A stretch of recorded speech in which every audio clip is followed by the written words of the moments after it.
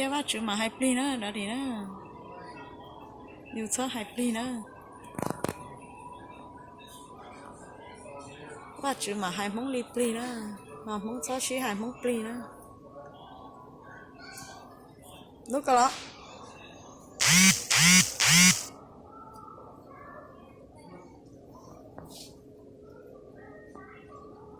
bây giờ lúc cơ mà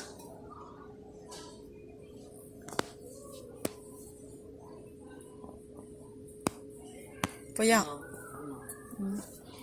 vô chơi vô rồi có số này vô lại luôn rồi chơi nữa lúc mấy sân rồi chơi ít bộ chỉ cho lại vô lúc có phân gì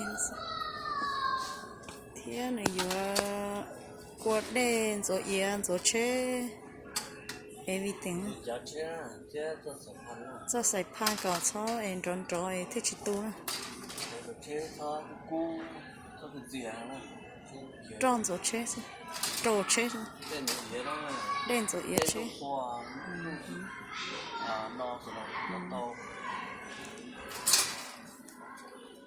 clean battery chế nè, có phải chế nè, có xe auto cho xe, của cái xe,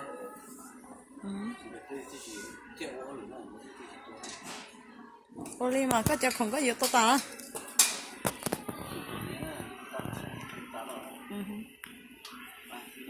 bạn này có to to không liếc họ nên sợ to chơi bài nữa nhưng mà nó sợ xá to luôn rồi chơi đi chơi vô một xí bỏ vào nữa ít bỏ chỉ chơi thôi chơi nha chơi xí ở bên trong cái sự chơi sẽ cảm thấy đi cả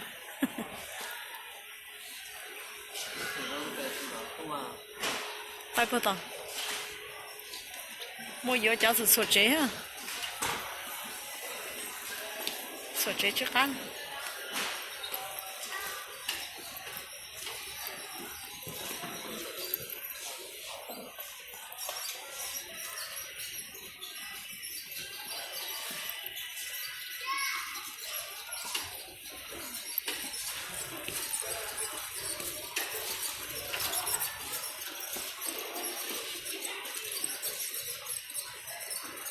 bạn được có to trên trang trại ra trên khen tốt sốt chế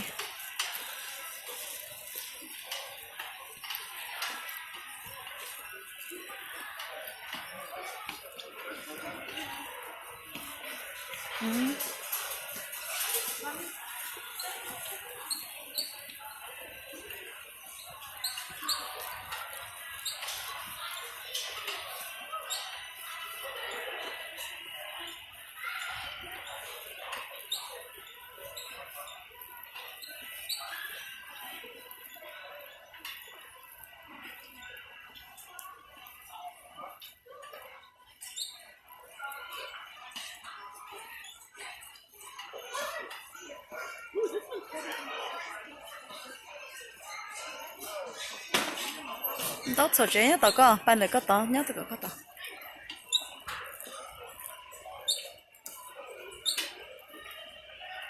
để nhớ được có chỉ lo tao nói ứ một sắp để nó mua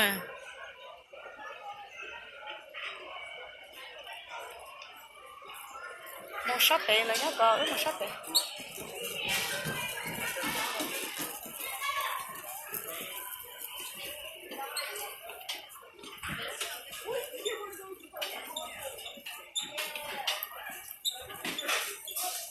sample số không chờ cho chữ cá này đâu được tia là nó là chữ lời hết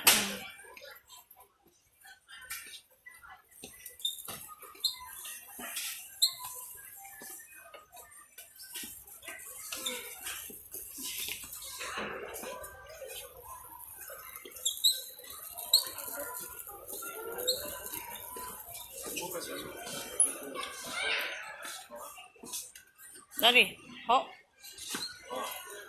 chị ạ bắt tập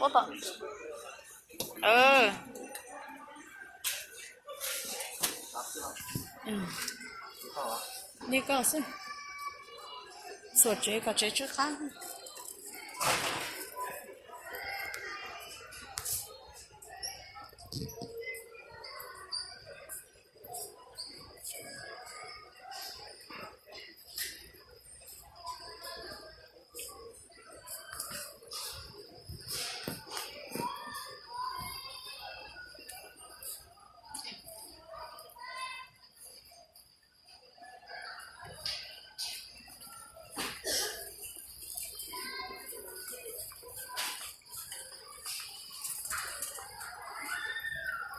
Có trời gió chuyện gì nè.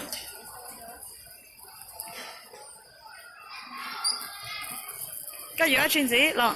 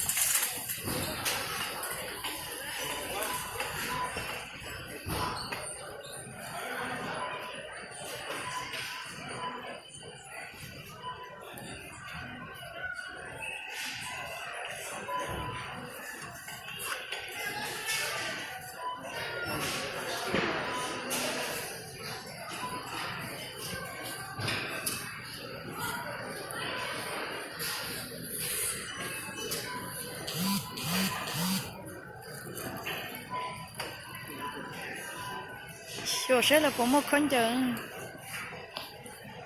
giờ sống.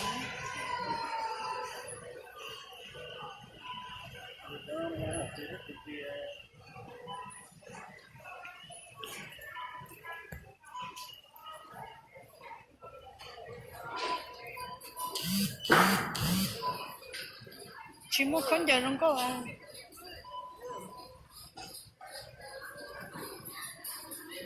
Ba đó đi, ba hết ba lại thế ba.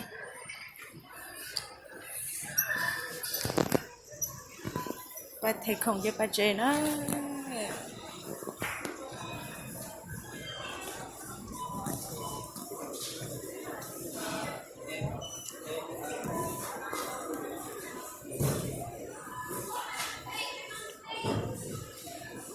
Dạ, bạn để lấy trí à? Bạn để lấy trí nè ha?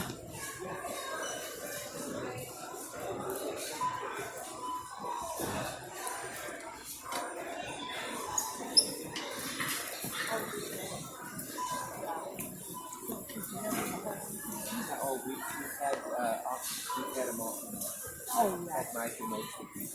Yeah. Yeah, we've been pretty good. David said she loves mom.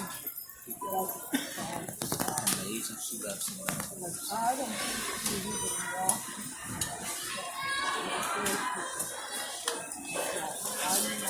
Isn't that great?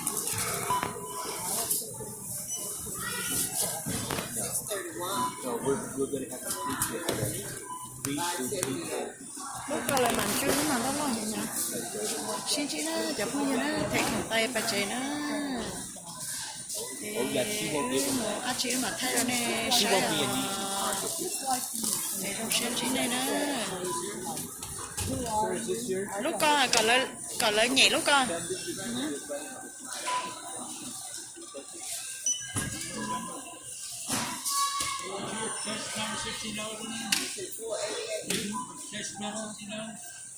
I'm glad you noticed that. I don't want her to be an easy target. I don't want her to be special.